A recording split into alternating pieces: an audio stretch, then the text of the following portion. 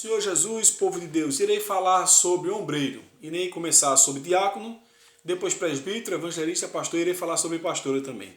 A palavra diácono, no grego, é servo, servente ou assistente. Observamos que existia um problema com o crescimento da comunidade cristã na igreja primitiva, né? Onde as igrejas estavam onde as viúvas estavam sendo esquecidas pelaquela partícula da igreja inicial, e foi dali que surgiu o diácono. E do capítulo 6 de Atos, versículo 1 ao 3, que você pode ler aí, eu irei apenas ser bem breve, para não tomarmos muito tempo, fala algumas características para se ser um diácono. Em primeiro lugar, boa reputação, ou seja, o que os outros pensam de você, a fama que te dão. Um diácono tem que ter uma boa reputação. Você pode dizer amém? Também cheio do Espírito Santo, ou seja, ter os frutos do Espírito manifestados na sua vida. Sabedoria, ou seja, o conhecimento extenso e profundo de várias coisas. Também, já em 1 Timóteo capítulo 3, do versículo 8 ao 12, fala que deve ser honesto, não de língua dobre, ou seja, que fala mal do próximo. Fala que não pode ser cobiçoso, torpe e ganância, guardar o ministério da fé, ter uma pura consciência, ser provados, ou seja, o que é provados? Testar a capacidade, não é verdade? E fidelidade conjugal, educação de filhos e administrar o lar. São algumas características que vemos em Atos 6, do 1 ao 3, e 1 Timóteo, capítulo 3, do versículo 8 ao 12, para ser um diácono. Tem que ser casado. Observamos aqui, há exceções onde se consagra diáconos solteiros, mas biblicamente falando tem que ser casado. Está tudo bagunçado. As pessoas não têm uma formação, não digo nem teológica, mas uma formação bíblica, ou seja, não buscam na palavra o que de fato diz as Sagradas Escrituras, e temos que ter essa consciência que o que a Bíblia fala é mais importante do que o que as pessoas falam e as denominações. Já o termo presbítero, em 1 Timóteo 3, do 1 ao 7, presbítero é uma palavra portuguesa, né, que é transliterado do termo grego, ancião, velho, ou até pastor ou bispo. Veja que interessante, do capítulo 3 de 1 Timóteo 1 ao 7, fala que tinha que ser irrepreensível.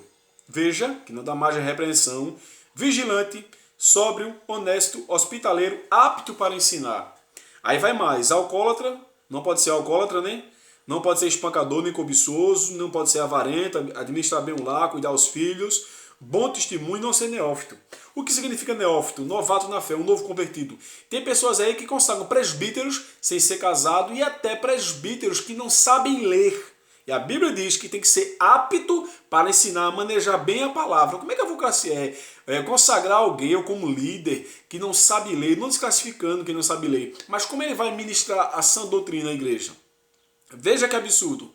Eu estou sendo bem breve aqui só para dar um parecer a você. Leia 1 Timóteo 3, de 1 ao 7. Só Deus, igreja. Só Deus. Aí também fala de evangelista. O evangelista eram homens de Deus capacitados e comissionados por Deus para anunciar o evangelho, como vimos o exemplo de Filipe. O evangelista, você pode ler lá em Atos 21, 8, não é verdade? E também tem os pastores. Os pastores são aqueles que dirigem a congregação local, cuidam das necessidades espirituais, também chamados de presbítero. Então hoje em dia tem uma fábrica de pastores, não é verdade?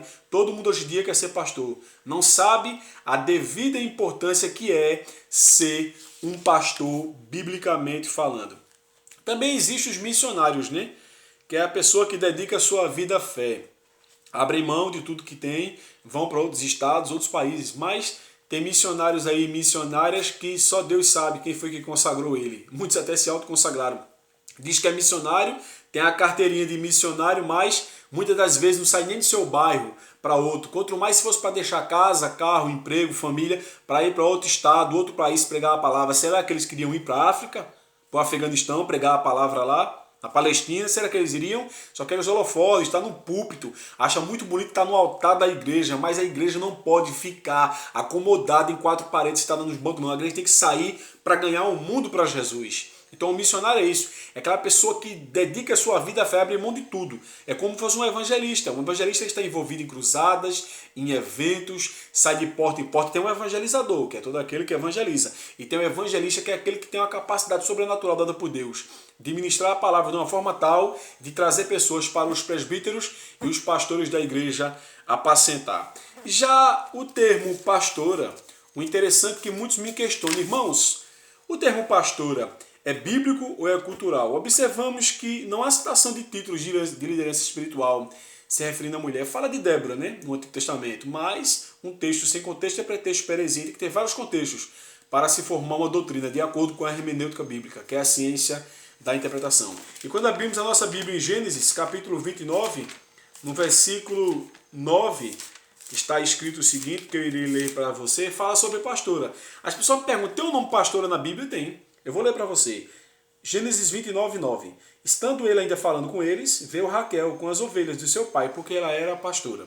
Fala de pastora como alguém aqui que cuidava de pastora mesmo, de animais, mas não como liderança espiritual, porque a regra é, de acordo com Efésios 4:11, que Deus deu uns para pastores, evangelistas, apóstolos, doutores e mestres, doutores ou mestres, depende da tradução. Não fala de pastora.